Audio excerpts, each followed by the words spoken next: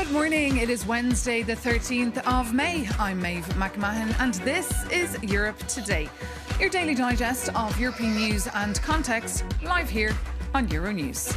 Coming up in headlines that bring back memories of the global COVID pandemic, Spain has confirmed a positive Hantavirus case among passengers who disembarked from a cruise ship in Tenerife this week. The World Health Organization says more cases will come, but insists there are no signs of a new pandemic. This as Hungary swears in a brand new government under freshly elected Prime Minister Peter Mayer. The move brings an end to the 16 years of Viktor Orban's rule. We'll hear who's who in the new administration with our correspondent in Budapest. And with the world's attention focused on the deadlock between the US and Iran over the Strait of Hormuz, Israeli bulldozers have been tearing down Palestinian shops near Jerusalem, clearing land for a settlement-linked road project. Just this week, the EU signed off on sanctions against Israeli settlers over violence in the occupied West Bank. But first, Syria is in the spotlight this week, with Damascus holding high-level political talks with the European Union here in Brussels. In an exclusive sit-down with Euronews, Syria's foreign minister said the country will not allow a, quote, rushed, unorganised return of Syrian citizens from Europe. Minister Asaad, Hassan al-Shaibani, called on the European Union to support the reconstruction of his country after the brutal civil war.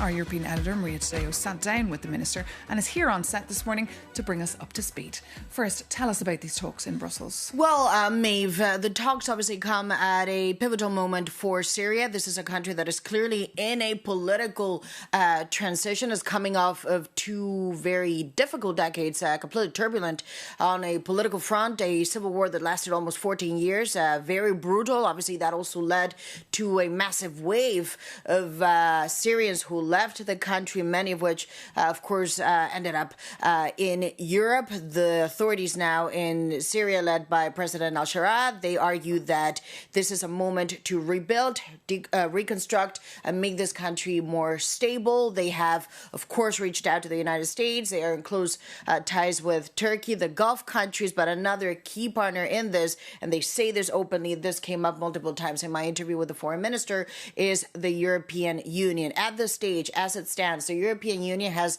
lifted sanctions on Syria to give the economy a breather.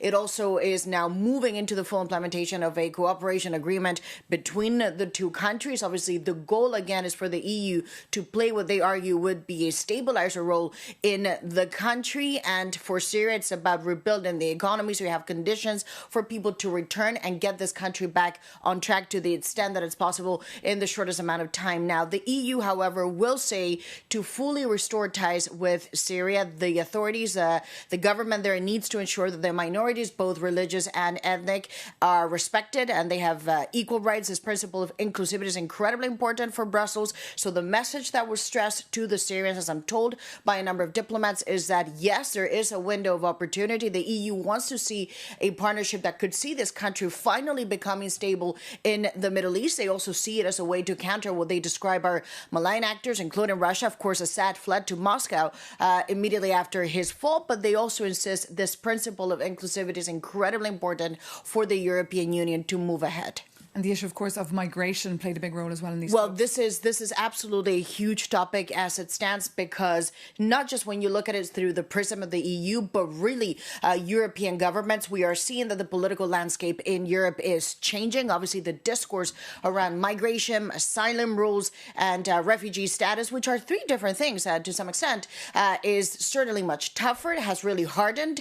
Germany, which is the country that took in the highest number of Syrians, has now completely changed its narrative from we will manage dealing with almost 1 million people who arrived in Germany to now the Chancellor saying we need to accelerate the returns because the war is over and they need to rebuild this country. That was a question that I put to Syria's Foreign Minister al-Shaibani, and he told me, yes, they agree there is a need to rebuild the country, but it will not be chaotic. Syria has not committed to a specific number of people returning to the country. Let's take a look.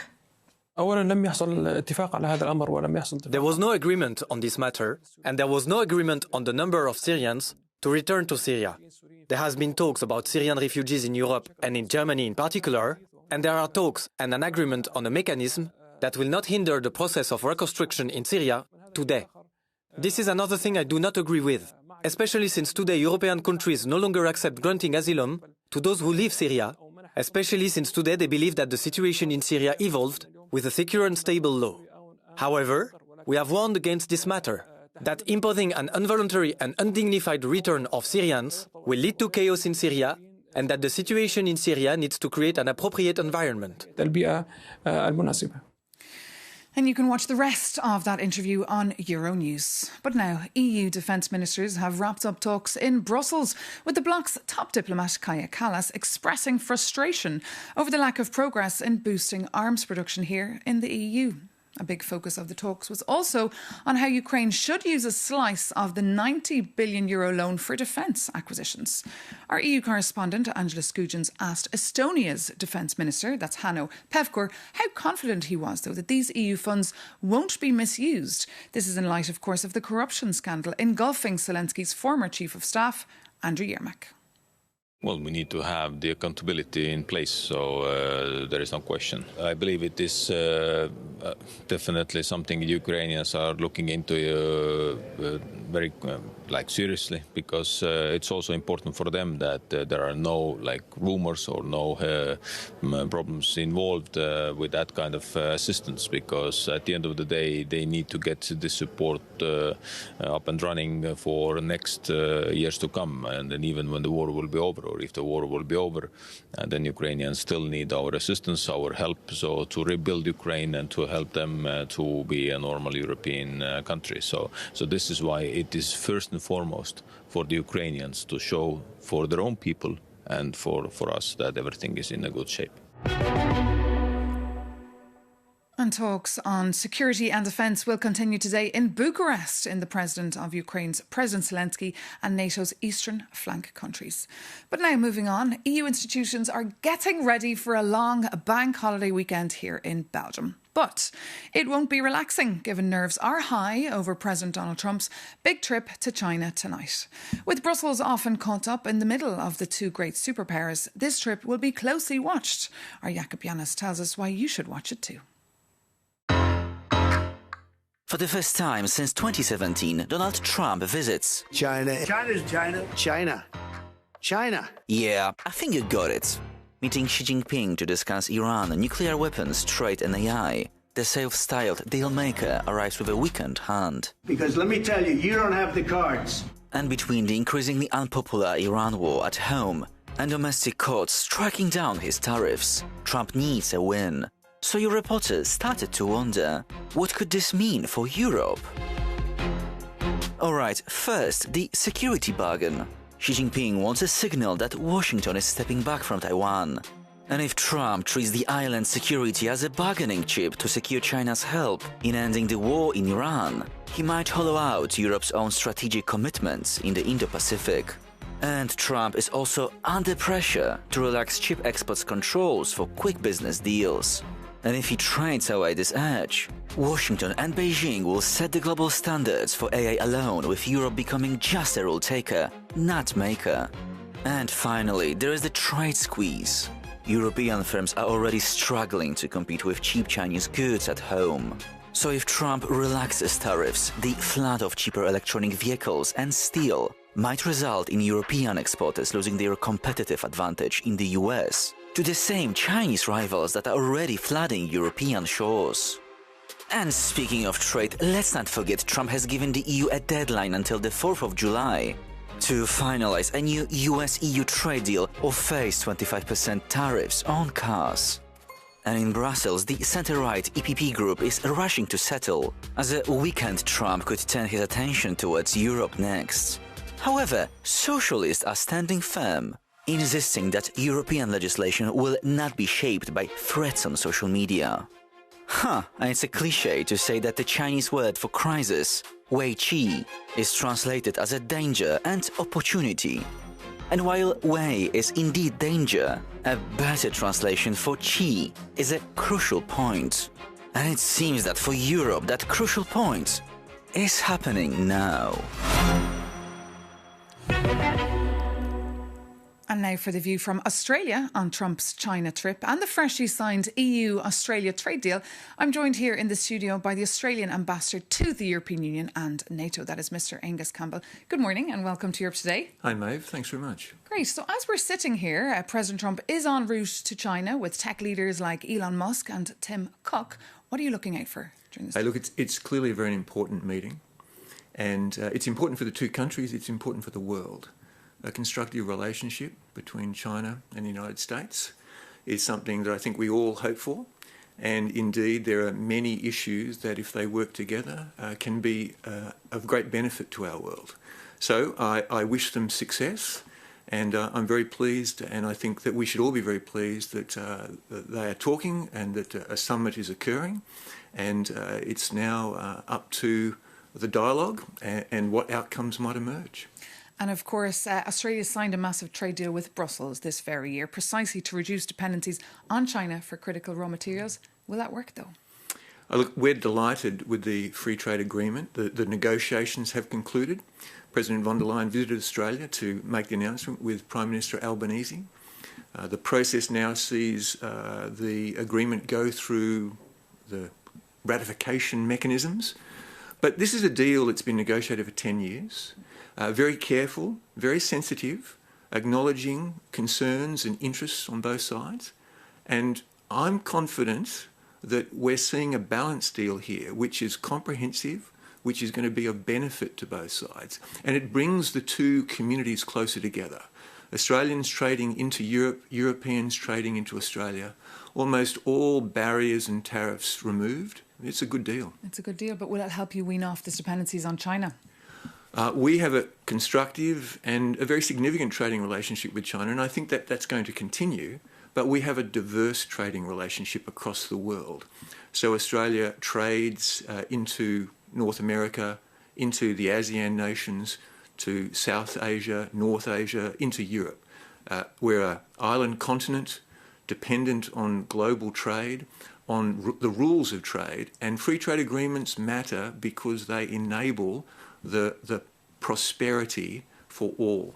And defence plays a big role as well in this trade deal. Tell us more, and do Australians support the fact that you're helping Ukraine?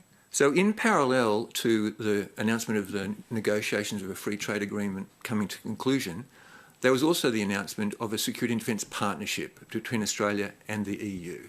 And that's another step forward in building a relationship across the breadth of security and defence, often in areas of hybrid or advanced technology or things that are geographically borderless.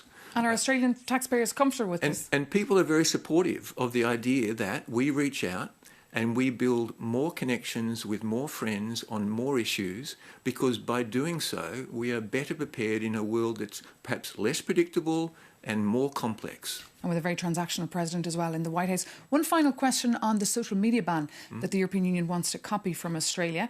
Is it working, though? How are you enforcing it? So the social media ban is about a relationship with the large social media companies. A bipartisan parliamentary concern for the well-being of our children, and indeed the increasing evidence scientifically of that concern, and a relationship with those social media companies to see their restraint on access until the age of 16 for young people in Australia. And we think it's the right way to move, and we note that many countries are now looking at similar models. And I think it's about the effort that you apply and the effort that collectively is applied to see a change in the normative behaviour of what we understand as social media and how it might affect our kids. Indeed, it's certainly been closely watched. Ambassador Campbell, thank you so much for coming into us here on Europe Today. Thanks, mate.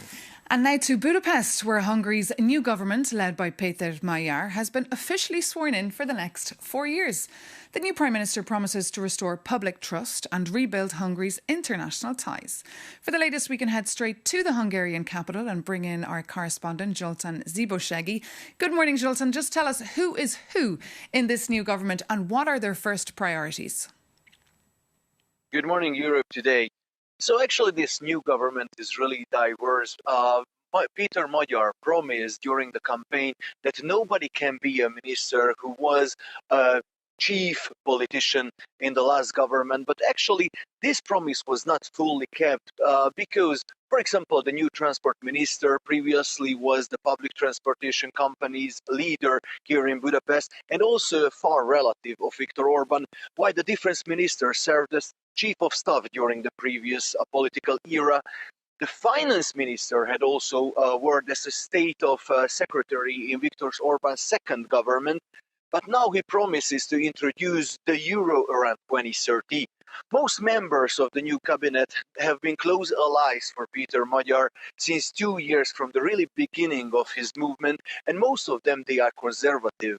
One notable exception is Balint Roof, the minister leading the prime minister's office, who was a really big critic of the Orban government and a really popular podcaster. He promised the biggest investigation in Hungarian history against the corruption cases. The government also includes internationally respected business men. The new interior minister, for example, is a former leader of Decathlon, and also the economic minister was a top manager for Shell. Peter Magyar has also a small scandal because he appointed his brother-in-law as a Minister of Justice, but after seeing the public rage, he changed his mind. So the technocrat government now tries to rebuild all the international ties, same as the schools and hospitals. And first and foremost, the most important, they try to take home the 10 billion euros EU fund what was frozen. And according to our sources, it's not going to be easy. We hope that all the ministers will work with that passion how our health minister was performing his iconic dance, what was viral on the whole internet. Absolutely, that dance was something else. Zoltan Sziboszegi, thank you so much for that live update there from Budapest. Now moving on, EU ambassadors will be getting together today for the very first time to come up with a joint plan for containing the spread of the deadly Hantavirus. For an expert opinion, we can bring in now Professor Luke O'Neill from Trinity College in Dublin. Good morning, Luke O'Neill. Normally I tell my guests, lovely to have you with us, but in this case, when I see you, it's normally for bad news. But just tell us, we're hearing the World Health Organization says there's no risk to the general population and the hantavirus is not like COVID-19. What is your view here? That's exactly correct. Yeah, it's not like COVID at all. It's a different virus, different disease course. Very rare, this disease, the hantavirus causes overall, extremely rare. You know, unfortunately, of course, this outbreak on that cruise ship has happened and we need a bit of caution because it's got a high mortality is one worry. 40% people might die of this, but it's extremely rare. So it's nothing to worry about at the moment, as long as we contain it properly, of course, is the key thing. As long as we can contain it properly. But people are alarmed because the headlines are alarming, bringing us back to those days of COVID. What would your advice to people be? Don't worry at all at the moment. I mean, let's just keep an eye on it. And all the great and the good, the CDC in the US, of course, in Europe as well, our agencies are keeping a very close eye on this. I mean, clearly it's a bit scary given the level of mortality that we've seen reported. People have died of this virus. It's extremely rare. Remember, in Argentina, about 100 cases per year out of a population of about 40 million. That's how rare it is as a disease, you know. But again, it's something to watch. Our initial fear was the virus might have changed. It might have been worse. That's not the case. It's the Andes strain of Hanta, and it's been seen for years and years. So we know a fair bit about this. We do. And of course, more cases are expected after the long isolation periods. And EU ambassadors will be gathering today here in Brussels for the very first time to discuss this. But of course, as you say, it's not an emergency. But what would your advice be to those politicians in the room today?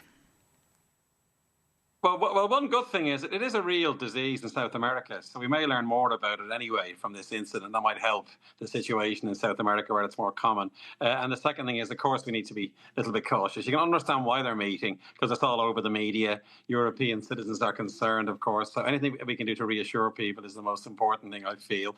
And at the moment, you're right. The funny thing about this virus is it can incubate in the body for 40 days.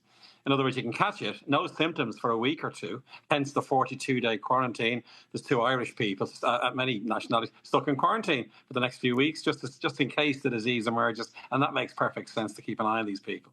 OK, Professor Luke O'Neill, thank you so much for joining us and sharing your expert opinion with us here on Europe Today on Euronews. And thank you so much for tuning in, as always. For more news on the Hantavirus or any of the stories we're covering for you here, take a look at Euronews.com. And you can reach out to us, of course. Drop us a line, europetoday@euronews.com. That is our email address. We love hearing from you. Take care, though, and see you soon here on Euronews.